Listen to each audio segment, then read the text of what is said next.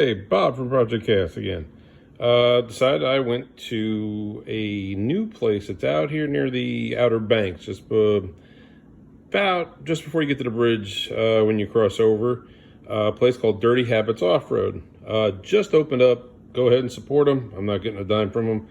And they happen to have the RC Black Series 2-inch square LED lights, which I decided to go ahead and install on the Jeep. So the price was great. I think mine was roughly about 105 plus tax. Along with it, they had some other good stuff. Like I got that shovel that,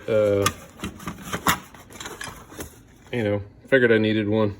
So I hadn't had one. So anyway, but to go on with it, I got this. I haven't put the other light completely on just to give you an idea. I'm not going to go through the whole wiring. Most of you people know how to do all this stuff, but just kind of a little review. Obviously, they do look good. The cover obviously has a little plastic thing on it. So anyway, but they're very bright.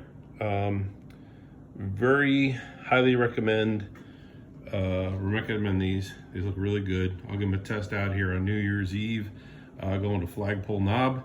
So one of the things when you do the wiring, found out the best place to actually put the relay is right here. All right, all the wiring kind of goes back past this rubber piece. It's really not holding much anything in, and going into the cowl. And you can basically tie wrap it up. Make sure you do it nice and neat. If you're gonna bother to do anything, do it right. Again, highly recommend tie wrap gun, and really nice high grade black tie wraps, not ultraviolet sensitive or anything like that. Obviously wiring it up to the ground right here. They come with, the wiring harness comes with a really huge grommets for your connections. So I went with the bigger one here, and obviously the bigger one for the positive. Again, another thing too, the Milwaukee LED powered LED light. I'm not gonna go in the front of this thing because there's no point in blinding the hell out of you. All right, so anyway, but obviously if you do it right, do it once. You're coming over, obviously come over to the other side. The actual switch goes down, and if anybody's looking for that spot, it is right, and now I just wish I had the light in my hand, but basically down around here, just below this, there's a spot, there's like a plug. I would drill the hole out and everything else, use silicone and everything.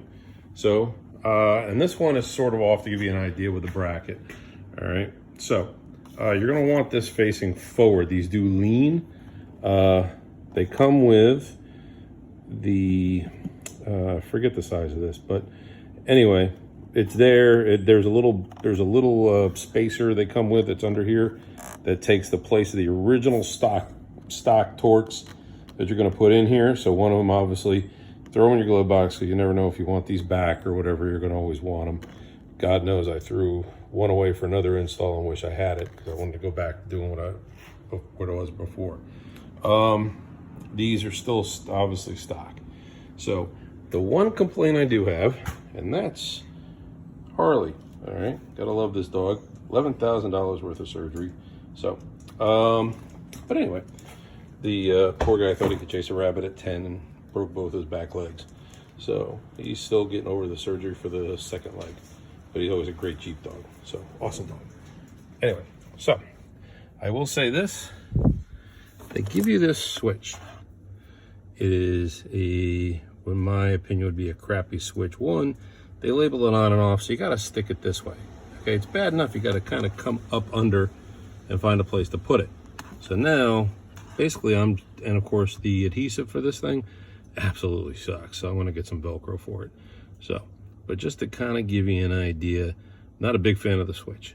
So if for some reason you decide you want to change it, it's a white, black, and a blue wire. So, but this will go in here, and otherwise, and I'll have to mount, like I said, mount it through here somewhere. Again, it comes with a little plug harness that's not part of it, the part of the wiring harness. So I'm sure once you pull, yeah, there we go. So if you want to take it and modify it, knock yourself out, find a better switch to use and see what works for you. So but I'm going to go with it for now and then maybe replace it. Obviously, this is a Sport S, so I don't have the auxiliary switches. Not really going to. So anyway, I'll finish putting this back together. And obviously, this is a fairly easy install. This took me about an hour, and most of it was because I wanted to do it right. I just wanted to get it laced in, taking parts off, making sure the wiring was put in right. So other than that, there you go. I'm not going to go through the whole effort of putting this in. Obviously, most of you are going to do this or reasonably mechanically inclined, and you don't need the long life story. So, happy off-road. I will see you on the trails. Bye.